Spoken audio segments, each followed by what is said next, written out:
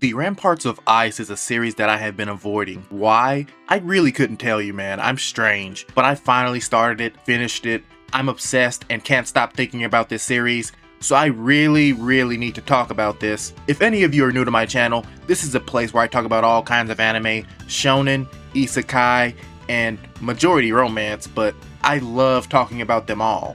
If these kinds of videos interest you, you know what to do. Subscribe to the channel for more content, like the video if you enjoyed it, and cut on notifications to know when I post. And I also have a Discord channel if you want to talk about anime in a judge-free community. Very long intro. Wow. But with that being said, I guess let's talk about the Ramparts of Ice. This is done by Agasawa, by the way, author of You and I Are Polar Opposites, another phenomenal series. I don't want to toot my own horn, but I knew of that series way before the anime even got an adaptation. So I knew they would cook, meaning the author. I honestly don't know where to begin talking about this series, so if I ramble, I apologize.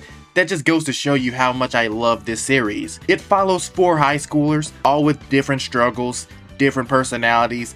I love them all pretty much equally. It's not a cop-out. I think the author does a really good job balancing everyone perfectly. Koyuki Hikawa, Miki Azumi, Minato Amamiya, and Yota Hino.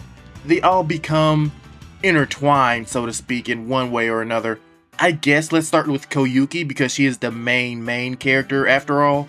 She starts the story as a very distant character who everyone in school views as the Ice Queen. She looks at people in a very cold way, explaining her name, but this is for a really good reason. I will briefly talk about some spoilers in this, nothing too in-depth because I like my reviews to be spoiler-free. She had very bad experiences in middle school with being bullied, so when she got to high school, for the most part, she just wanted to stay to herself and get through these 3 years, but as we know, life can have very different plans for us all. She was friends with one person in middle school who also came to the same high school with her, Miki. I will touch upon her a bit later, but she also runs into Minato and Yota, the 2 males of this story. Koyuki, she is kind of scared of boys at first.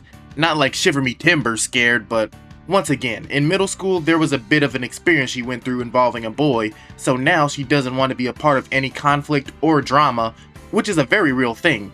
It makes her a very relatable character. You know what? Screw it. She is my favorite. The character that she becomes, the way she develops across just one season, fucking great.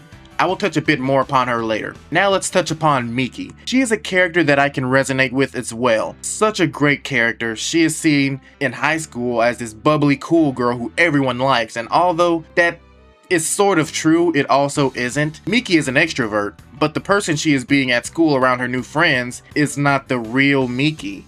I will get to the boys after I touch upon Miki. When Miki is around the boys and around Koyuki, she is a bit more expressive, a bit more herself, the same way she was in middle school, but not everyone liked the way that she was. At times she could be a bit too expressive, maybe even a bit aggressive. That caused people to be wary of her, to grow distant.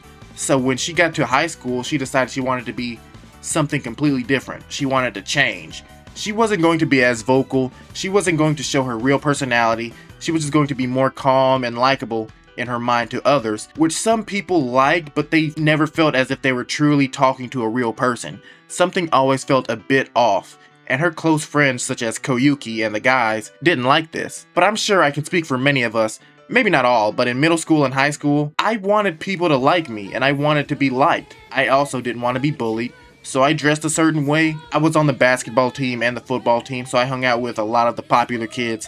Not a single one of these guys knew that I liked anime. Not a single one of these guys knew about my family situation. I did all of this just to fit in. I didn't overshare and just hung out with the popular crowd just like Miki. I think out of all the characters, I probably relate to her the most. You know what? Screw it. I like Miki the most. And by the end, she does show everyone her true self and everyone likes her for it. So I guess if there is a lesson to be learned through Miki's character arc, it's to be true to yourself. Eventually, you will find people who will like you for who you are. Now, let's talk about Amamiya. I didn't really like him at first, bro. He seemed like a character that was just annoying, very pushy, an extrovert who talked to everyone, no matter the circumstances. Everything that he did in the beginning seemed very superficial. Nothing seemed real, kind of like Miki, but in a way more extreme manner to me. But we come to learn it's because of family circumstances that he acts this way. He even gets broken up with pretty early on by a girl, and it seems like he doesn't care, but he does. Because anybody would feel some kind of way if a girl breaks up with them. But this isn't the first occurrence. They allude to the fact that this isn't the first time it's happened to him. People have confessed to him before. He's an attractive guy and he is outgoing, but he never, to this point, has really found someone who he can really connect with like that. But as the story goes on, we see a bit more, which I will touch upon a bit later, once again. Lastly, we will talk about Yota. He is a great character as well, bro. A huge defining thing about him is how tall he is. He is just a cool guy, honestly. His mom died when he was younger, so his dad now has a bit of a younger stepmom for him, so he is the oldest of a couple of younger siblings now. His house is always super loud and hectic. You know how toddlers can be, so he spends a lot of time either out studying or hanging out with his friends instead of being home. He feels overlooked at times, even because his younger siblings get a lot of attention. His mom being gone is a huge deal. He looks the same all the time, always smiling, always putting on this front that he is okay. But he isn't. He is going through all these emotions, all of these feelings, and that makes him an absolutely amazing character to me. And you know what is insane, bro? We haven't really talked about romance at all, and this is a romance anime. I don't know how I'm really going to touch upon this, because my videos are never really in depth. I just speak from the heart, so to speak. I guess we will touch upon Miki first. Miki is a bit of a weird case. Well, not necessarily weird, but the most unique out of the main cast. She really has no interest in love at all, at least for the moment. From the first episode to episode 14, that's subject to change, but she does have a very, very big plot point with Yota that I found incredibly well done once again. Like a steak. Yota, like I talked about earlier, really just keeps to himself and what he is feeling.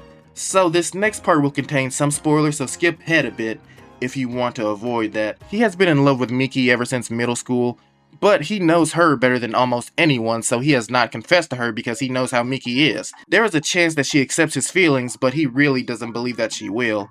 And if she finds out about his feelings, what is going to happen to their friend group that has grown so much together? I will avoid spoilers for what happens after in terms of their relationship, but it ended with such a cliffhanger that it hurt me. Now my favorite ship, my favorite two characters together, Koyuki and Amamiya, which is crazy as hell because in the beginning of the show, I would have called you an idiot if you wanted these two to get together. Koyuki does not care for boys. She does not care for relationships at all. She had bad experiences in middle school with romance, so she really just wants to stick to herself. She doesn't even want friends in the beginning, but Yota, she grows super close to.